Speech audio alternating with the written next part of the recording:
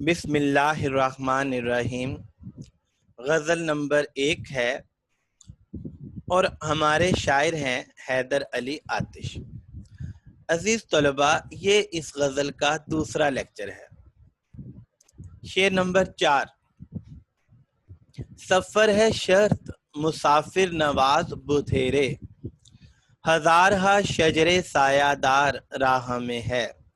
مفہوم: سفر کے لیے نکلیں گے تو بہت سے لوگ مسائل حل کرنے کے لیے مل جائیں گے، اسی طرح آرام کے لیے بے شمار ٹھنڈی چھاؤں والے درخت بھی راستے میں موجود ہوں گے۔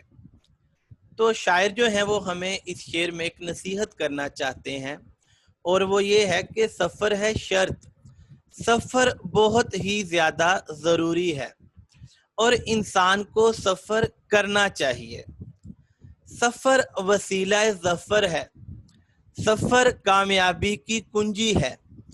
تو جب انسان سفر کرتا ہے تو اس سفر کے ذریعے انسان بہت سی کامیابیاں حاصل کرتا ہے۔ تو شاعر جو ہے وہ ہمیں یہ بتانا چاہتے ہیں کہ انسان سفر ضرور کرے، سفر سے گھبرائے نہ۔ بہت سے مسافر نواز جو ہیں وہ راستے میں موجود ہیں، آپ کی رہنمائی کریں گے، آپ کی مشکل آسان کریں گے۔ اور اگر دھوپ ستا رہی ہے تو پھر ہزارہا شجر سایہ دار، ہزارہا پیڑ موجود ہیں، ان کی ٹھنڈی چھاؤں میں بیٹھیں، تھوڑی دیر سستا لیں، تھوڑی دیر آرام کر لیں، پھر آگے سفر کریں، پھر دھوپ ستائے، پھر کسی پیڑ کی ٹھنڈی چھاؤں ڈھونڈیں، آرام کریں اور پھر آگے بڑھ جائیں۔ تو انسان کو سفر کی صعوبتوں سے، پریشانیوں سے گھبرانا نہیں چاہیے، بلکہ انسان کو سفر کرنا چاہیے۔ شاعر جو ہے اصل میں بتانا یہ چاہتا ہے کہ انسان کو اپنی زندگی میں مقصد کا تعین کر لینا چاہیے، اور مقصد کی انسان کی زندگی میں بہت زیادہ اہمیت ہے۔ اگر انسان جو ہے اپنی زندگی میں کوئی مقصد بنا لے اور پھر اس مقصد پر کام کرے، اس مقصد کے لیے کوشش کرے، جد و جہد کرے، تو پھر انسان جو ہے وہ معاشرے میں عزت پا لیتا ہے۔ کامیابی جو ہے جب انسان کوشش کرتا ہے تو اس کے قدم چومتی ہے، اور جو انسان مقصد رکھتا ہے اور کامیابی حاصل کر لیتا ہے، عزت کا تاج ایسے ہی لوگوں کے سر پر پہنایا جاتا ہے۔ تو انسان کو اپنی زندگی میں مقصد کا تعین ضرور کرنا چاہیے، اور پھر مقصد کے لیے کوشش بھی کرنی چاہیے، کیونکہ اسی سے انسان کو عزت ملتی ہے۔ اب مقصد جو ہے یہ آسانی سے پورا نہیں ہوتا، اور مقصد میں بہت سی مشکلات کا سامنا بھی کرنا پڑتا ہے۔ تو انسان کو مقصد میں جو مشکلات آئیں اس سے گھبرانا نہیں چاہیے۔ اسباب اور وسائل کا انتظام اللہ کی طرف سے ہو جاتا ہے۔ انسان جو ہے جب اپنے مقصد میں لگن سے کام لیتا ہے، اور انسان جب جذبے کا مظاہرہ کرتا ہے، تو اللہ تعالیٰ جو ہے اسباب بھی مہیا کر دیتا ہے، اللہ تعالیٰ وسائل کا بھی انتظام کر دیتا ہے۔ کہتے ہیں ہمت مرداں مدد خدا، جب مرد ہمت کرتا ہے تو اللہ تعالیٰ کسی کی بھی محنت کو ضائع نہیں کرتا، اللہ کی مدد بھی اس کے شامل حال ہو جاتی ہے، اور ایسے اسباب اور وسائل کا انتظام ہو جاتا ہے جس سے اس کو کامیابی مل جاتی ہے۔ میں اکیلا ہی چلاتا جانب منزل، مگر لوگ ساتھ آتے گئے اور کارواں بنتا گیا۔ تو شاعر بھی ہمیں اس شعر میں ایسی ہی نصیحت کر رہے ہیں کہ سفر ضرور کرنا چاہیے، اور مسافر نواز بھی راستے میں آئیں گے، اور اسی طرح پیڑ بھی موجود ہیں، ہزاروں کی تعداد میں موجود ہیں، اور ان پیڑوں کی مدد سے، ان اسباب کی مدد سے، ان وسائل کی مدد سے انسان منزل پر پہنچ جاتا ہے۔ اے تپتی دھوپ کے تنہا مسافر، گھنے اشجار تیرے منتظر ہیں۔ شعر نمبر 5۔ مقام تک بھی ہم اپنے پہنچ ہی جائیں گے، خدا تو دوست ہے، دشمن ہزار راہ میں ہے۔ اس شعر میں صنعت تضاد کا استعمال ہے، دوست، دشمن، الفاظ متضاد آئے ہیں، تو اس شعر میں صنعت تضاد کا استعمال ہے۔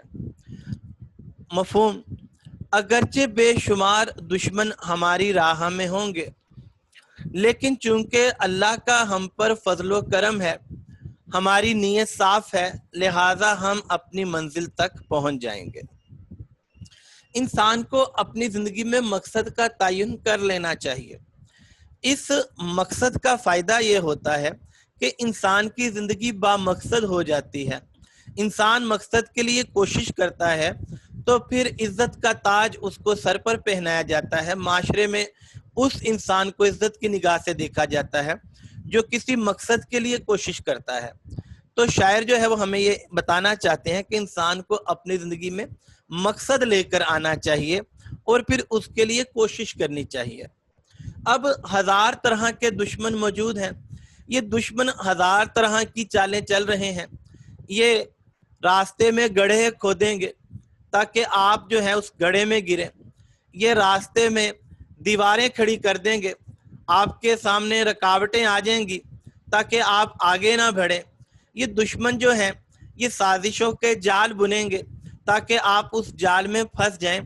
تو یہ دشمن جو ہے یہ ہزار طرح کی چالیں چلے گا اور مکاریوں سے کام لے گا، لیکن اگر آپ دشمن سے ڈر جائیں گے اور آپ سفر ترک کر دیں گے، آپ اپنے مقصد سے پیچھے ہٹ جائیں گے، تو پھر آپ اس کا نقصان اٹھائیں گے۔ سب سے پہلے تو آپ دشمن جو ہے جو آپ سے حسد کرتا ہے، جو آپ کی کامیابی سے خوش نہیں ہے، آپ اس کو خوش کر دیں گے کیونکہ آپ مقصد سے گھبرا گئے، کیونکہ آپ اپنے مقصد سے ڈر گئے۔ اور دوسرا نقصان یہ ہوگا کہ آپ معاشرے میں عزت نہیں حاصل کر سکیں گے، آپ معاشرے میں وہ مقام نہیں پا سکیں گے جس کے آپ حقدار ہیں۔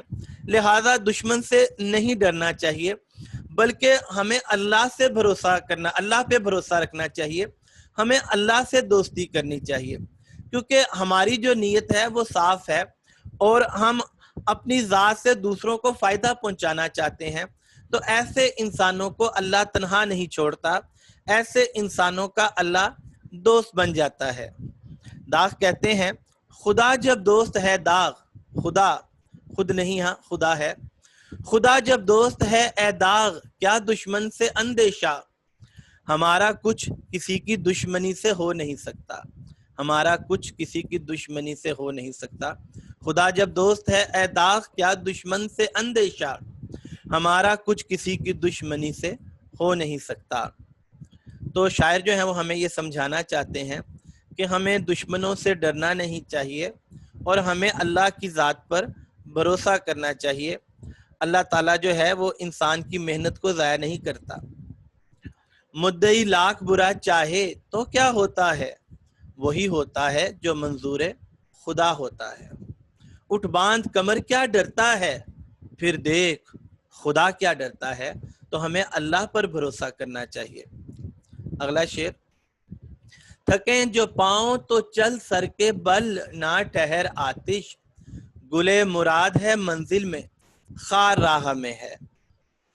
گل، پھول، خار، کانٹا، تو اس شعر میں بھی صنعت تضاد کا استعمال ہوا ہے۔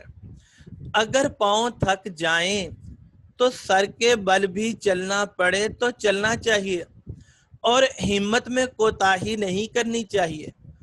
کامیابی کے پھول تک پہنچنے کے لیے مشکلات اور مصائب کے کانٹوں کو برداشت کرنا پڑتا ہے۔ شاعر جو ہے یہ بتاتا ہے کہ ہمیں اپنی زندگی میں مقصد کا تعین کرنا چاہیے، مقصد سے ہی عزت ملتی ہے۔ اور مقصد میں جو مشکلات آئیں، یعنی راستے میں اگر کانٹے آئیں مصیبتوں کے، پریشانیوں کے، تو ان کانٹوں سے گھبرانا نہیں چاہیے، مسلسل کوشش کرتے رہنے چاہیے، اور مسلسل کوشش سے ہی ہمیں منزل کا پھول ملے گا، ہمیں کامیابی ملے گی۔ لہٰذا ہمیں گھبرانا نہیں چاہیے اور ہمیں جو ہے وہ سفر کو ترک نہیں کرنا چاہیے۔ اگر ہمارے پاؤں تھک جائیں تو سر کے بل چلنا چاہیے، لیکن سفر یا مقصد کو ادھورا نہیں چھوڑنا چاہیے۔ چلنے والے نکل گئے ہیں، جو ٹھہرے ذرا کچل گئے ہیں۔ تو شاعر نے اس شعر میں بڑی خوبصورتی سے ہمیں مسلسل کوشش کا پیغام دیا ہے۔ اس کے ساتھ ہی پہلی غزل مکمل ہوئی۔